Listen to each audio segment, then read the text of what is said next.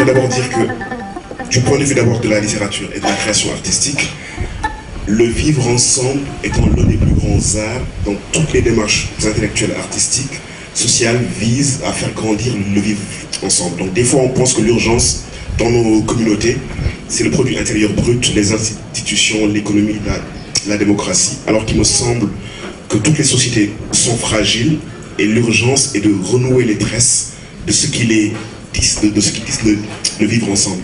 Le problème, c'est que ces tresses-là, ces liens-là sont immatériels, impalpables, ineffables. Lorsqu'on construit des immeubles, des autoroutes, on les voit. Lorsqu'on raffermit ce qui permet à une communauté humaine de vivre ensemble dans une signification bien précise, c'est des choses que l'on ne voit pas. Une fois que l'on a réglé les problèmes de la matérialité, que faisons-nous de notre temps? L'horizon de notre projet social ne se limite certainement pas aux richesses et à l'accumulation des richesses ou à leur reproduction. Ce sont des ordres plus savoir-faire, des ordres du moyen. Et finalement, la finalité, c'est de vivre dans un espace riche de signification et de sens. Et ça, c'est grosso modo les penseurs, les artistes, les intellectuels, les rêveurs qui nous proposent des voies pour articuler ce vivre ensemble-là et articuler ces significations. Sauf que l'on est dans une époque où les ordres techniques, les ordres du savoir-faire ont pris le dessus.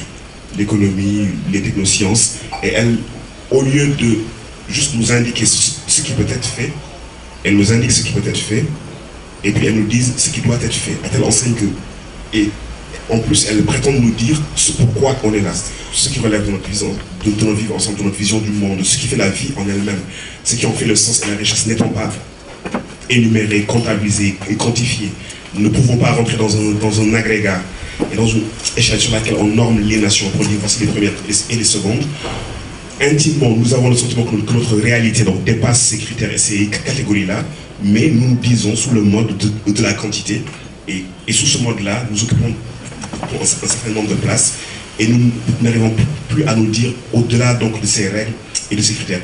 Et pourtant, intuitivement, nous sentons que la vie est ailleurs, et que des fois nous quittons des espaces où cette quantification du réel est à son comble et à son paroxysme pour aller vers des espaces où nous sentons que notre vie est plus vibrante, elle est plus intéressante, elle est plus riche, en dépit, voilà, en dépit d'une absence de richesse, je dirais, comptabilisée par le système classique. Donc ça relève du domaine de l'intuitif, nous le sentons, et nous migrons vers ces espaces-là. Donc peut-être rapidement, en économie, en tout cas, dans mon activité d'enseignant ou de chercheur, le rapport à la transmission et au savoir me semble être un rapport dans lequel on peut transmettre des biens qui sont des biens communs. On considère que le savoir, la connaissance est un bien commun, c'est un bien réseau, c'est un bien qui produit ce qu'on appelle des externalités, qui produit des effets positifs chez les agents qui ne sont pas à l'initiative de la production du bien. Et ce qui est intéressant, ce sont des biens que l'on partage, et en les partageant, en les diffusant, on augmente leur valeur. Donc là, on est dans un espace où ce que l'on donne nous revient augmenter. Mais à partir du moment où on décide que le texte ne reste plus dans son tiroir et que le manuscrit, on veut l'offrir en partage et qu'on est dans une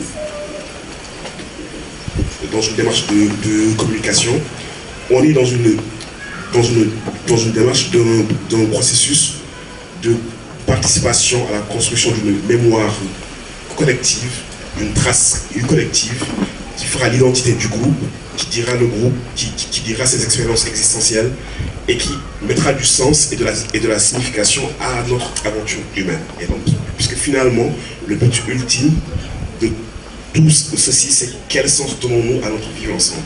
Et donc cette production de sens-là, c'est aussi un espace que nous partageons. C'est aussi un espace que nous partageons. Et même nous le partageons, je dirais, dans son archéologie.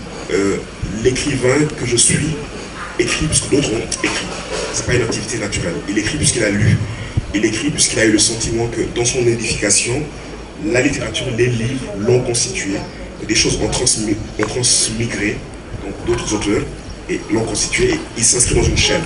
Il s'inscrit dans une chaîne antique, qui a pour but émancipation, qui veut émouvoir, libérer, émanciper, mais qui surtout s'inscrit dans la production d'un espace de signification qui dépasse sa propre temporalité. Et l'œuvre tend à être plus durable que sa propre existence. Et ce patrimoine-là, non seulement l'enrichit, essentiellement enrichir l'humanité, même s'il a besoin de prendre du retrait, mais est réinjecté dans des propositions d'espace, de vie et de vivre ensemble. Donc l'expérience de la littérature aussi peut être réfléchie et pensée, méditée comme une expérience de proposition, de production, d'un entre commun, d'un bien commun, d'un espace où on régénère le souffle, où on accroît l'élan vital de la communauté, où on accroît le sucre et où on s'implique dans toute sa particularité, dans une aventure qui nous dépasse. Donc l'économie, la littérature, la musique peuvent, sur certains aspects, constituer des espaces où on produit des biens qui, bien que pour certains d'entre eux, n'ont pas de prix, mais ont une grande valeur dès l'instant qu'on les inscrit dans la plus grande des valeurs, qui est celle de vivre ensemble. Je vous remercie.